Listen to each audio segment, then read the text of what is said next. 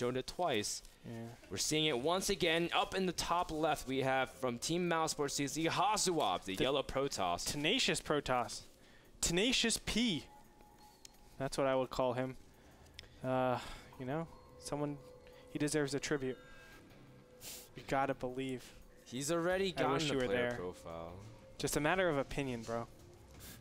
Galaxy is the pink Zerg in the bottom right. You missed it. You don't know what I did. I know exactly what you're talking about. I just don't want to go with it. You don't want to go with that? I'm taking the high road. What do you mean a high road? I'm taking the high road. I'm staying positive. You know who else is staying positive? Galaxy. He's going for a six pool. A 7 pool. A 6 pool. He's going for a 6 pool. What? He's going for a 6 pool on Tal'Darim Altar. Now, Tal'Darim Altar 6 pool is kind of legit, actually. I don't think it's that cheesy. I think... Go on. I think... No. Here's what happens. On Tal'Darim Altar, it's a lot harder to cover all your bases because of the way the ramp works, right? There's not a lot of areas that you can protect. It's really difficult to SimCity. As a result, a lot of players resort to 10 pooling, not necessarily 6 pooling, but the idea is to reset the game economically. Now, the big difference might be that Galaxy might not end up droning. It might just send everything to try to kill his opponent. But, I mean, Hasuobs is really good with this kind of stuff. He even has a probe, but really early scout. He's got 2 probes scouting. I think actually 6 pool is the only way to play this map as Zerg. Wow, he's getting a gas for Extractor Trick. Yeah, Extractor Trick. Yeah, he's going to squeeze out as many Zerglings as possible. And this is going to come down to the very last few seconds. If whether or not Hasuobs can get a cannon. Oh, and Galaxy has a drone in position to deny anything. But you can see immediately the You're always going to do this. Yeah. You're always going to put the pylon over here.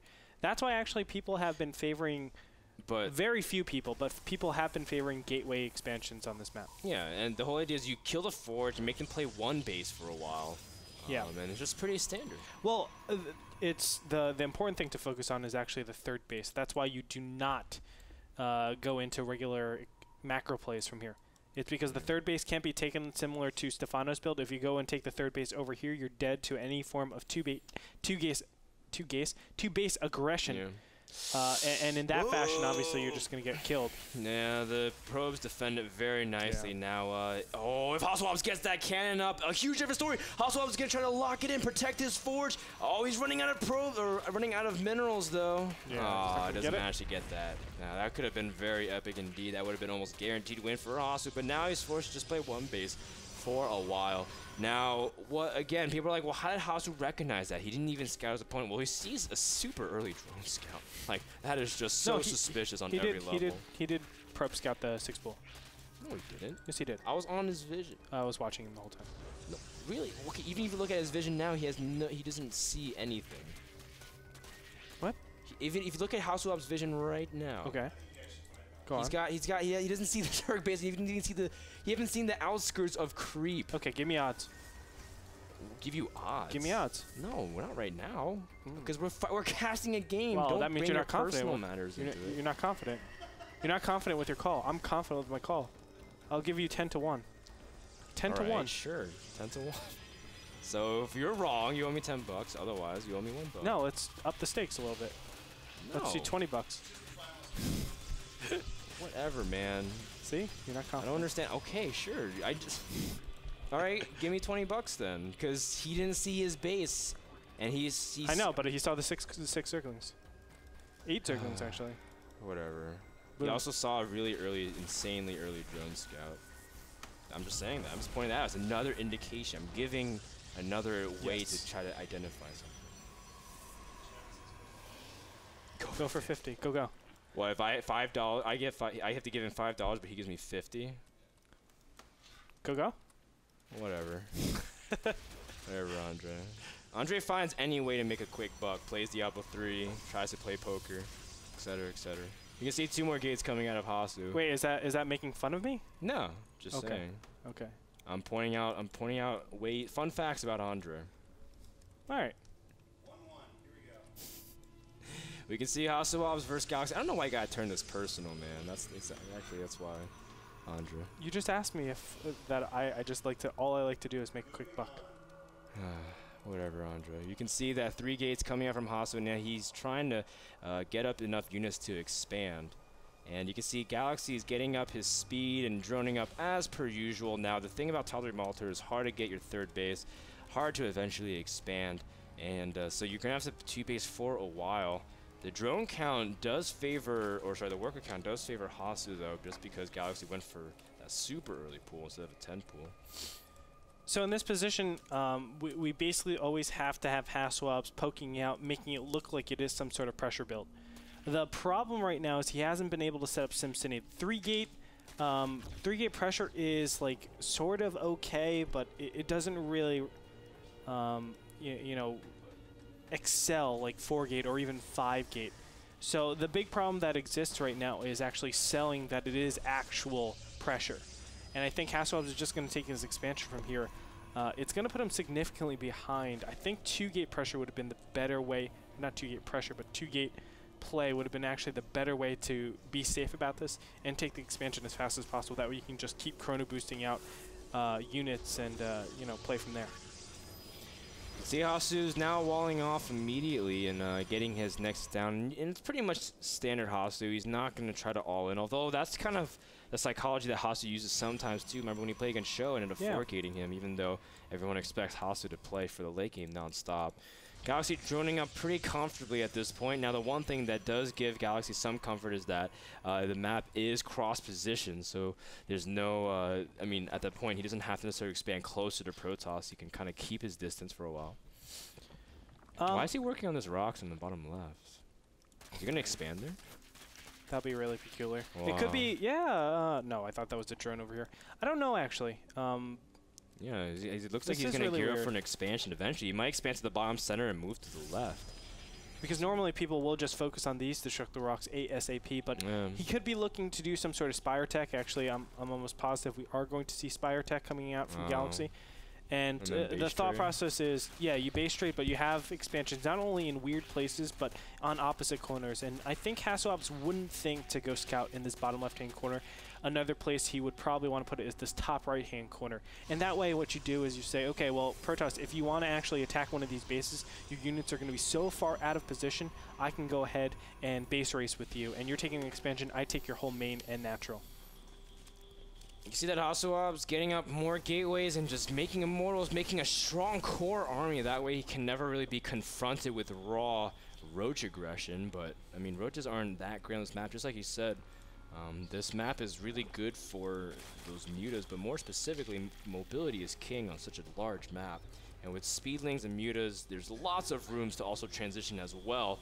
Just because we've seen players like Dongre Gu, they go for mutas, kill your Nexi, and try to force you to all in, and they can have a lot of scouting information, pick off sentries, fought with banelings. It's just a very flexible style that you can do. Sometimes even switch back into Roaches if you feel like you've killed enough stuff.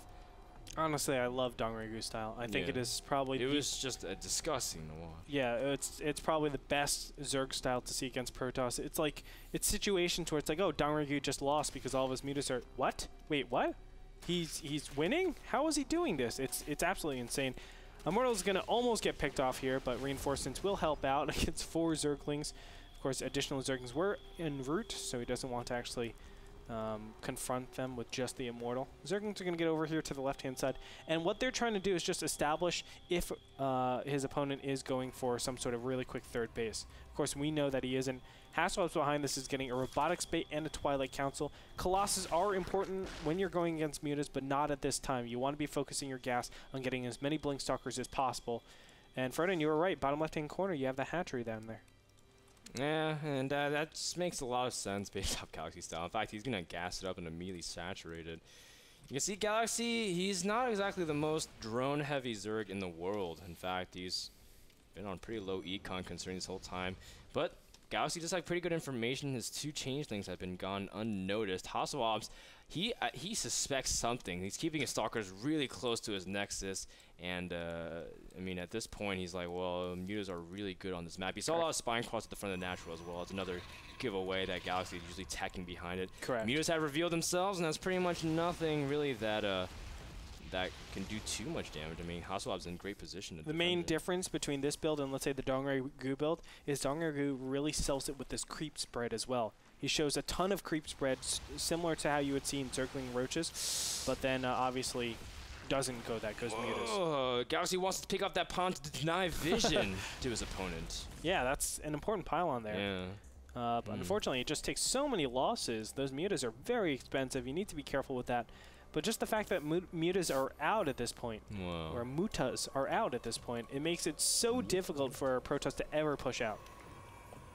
Who are you trying to mock when you say Mutas? No, I'm not mocking. It's what Sake says. Oh, he says Mutas? Yeah. Yeah. Rotterdam says it every single time. I thought he says Mutas. No, he says Mutas. M-E-W-T-A. It's like Mutas. Rotterdam says it, but then he'll say like for a tribute to. I love how the way Kiwi Kaki says these, like Mutaliusks. Mutaliusks.